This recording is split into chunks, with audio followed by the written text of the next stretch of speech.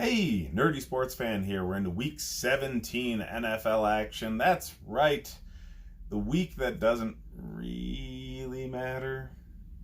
Happy holidays to you all. I'm recording this on the morning of the 25th because, who cares about family?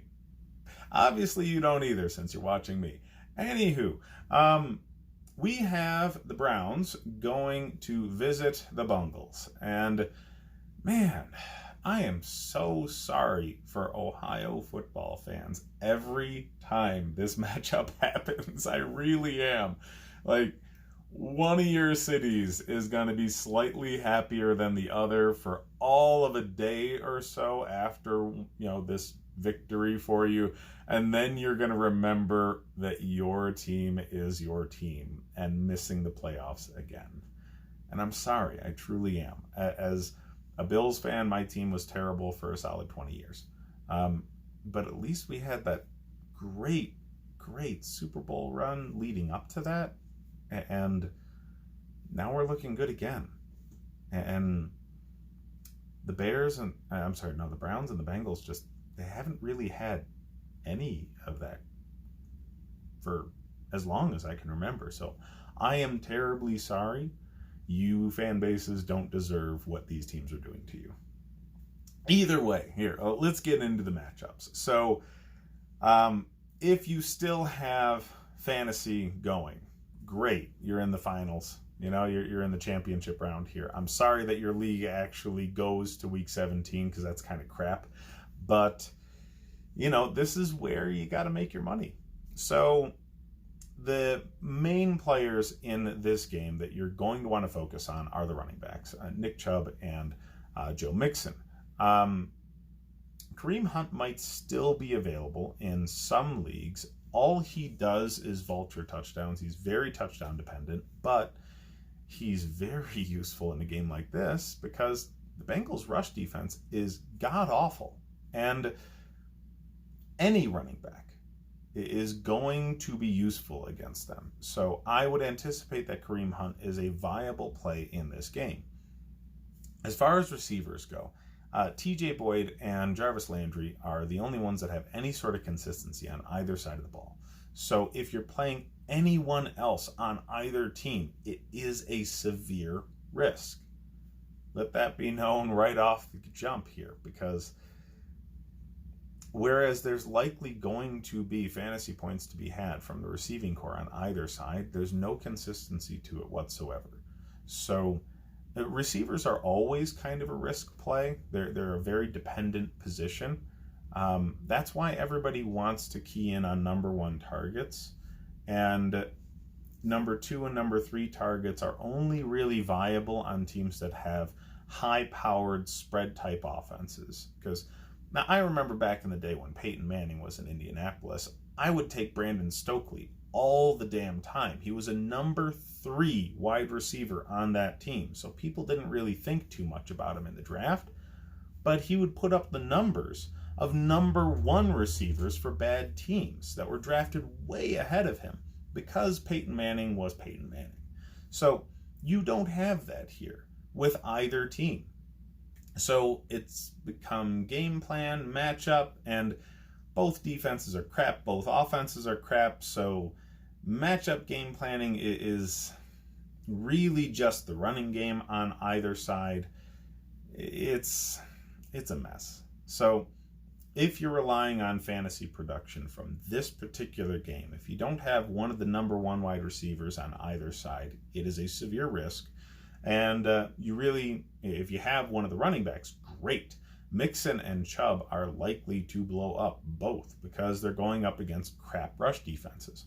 Kareem Hunt will likely contribute, but you don't really get the backup mix in Cincinnati as much.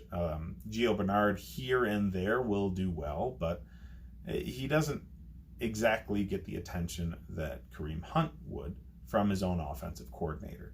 So I'd leave him rest on the bench as well. It's a 3-point spread in favor of the Browns. That doesn't matter. They're likely to win, yes. They have more talent on the roster, and the coach really is coaching for his job. So I have the Browns in this one. The Bengals coach is safe.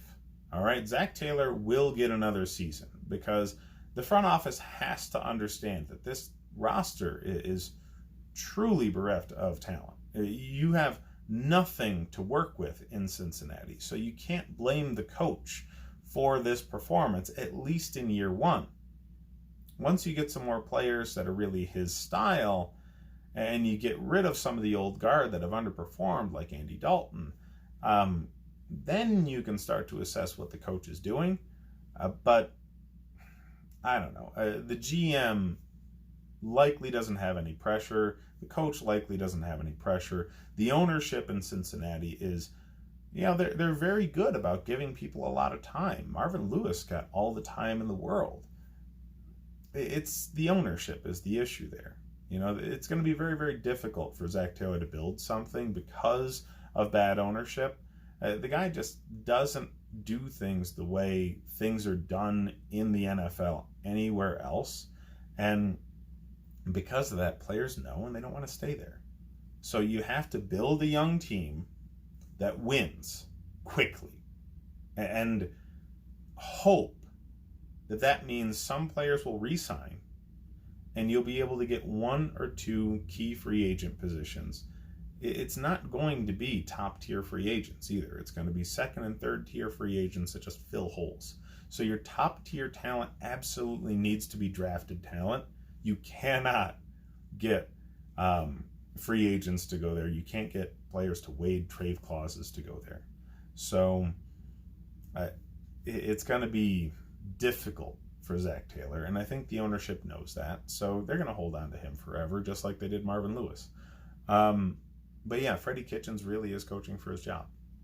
He was loaded up with a lot of talent, and Baker Mayfield took a huge step backwards in his second year, which you can blame on an offensive-minded head coach that really started out as this guy's offensive coordinator. So yeah, the Browns have a lot to play for. Baker Mayfield should show out in this game because he's going up against a crap defense. And this will likely mean that Kitchens gets another season, because if they finish 7-9, Kitchens can, point to being relatively inexperienced, and he's going to grow, and certain cancers in the locker room being a problem. Odell Beckham. And that whole, mollywopping a dude with his own helmet kind of deal mid-season didn't help either. So, yeah, I'm sorry, Ohio football fans, that you have to watch this game. I'm taking the Browns, and I'm taking the Browns against the spread. They're going to beat the Bengals by more than 3 for sure. Bengals fans, enjoy that number 1 pick. I'm sure Joe Burrow will hate being your quarterback for at least the first few games, and then eventually learn to love the city because you guys really, truly love your team. Sort of like Carson Palmer. I expect that sort of situation. I just hope you don't end the Joe Burrow age like you did the Carson Palmer age. So try to learn from that, guys. Anyways, that's what I got for this game. Hit up the rest of the videos for more fantasy football advice if you even need it at this point.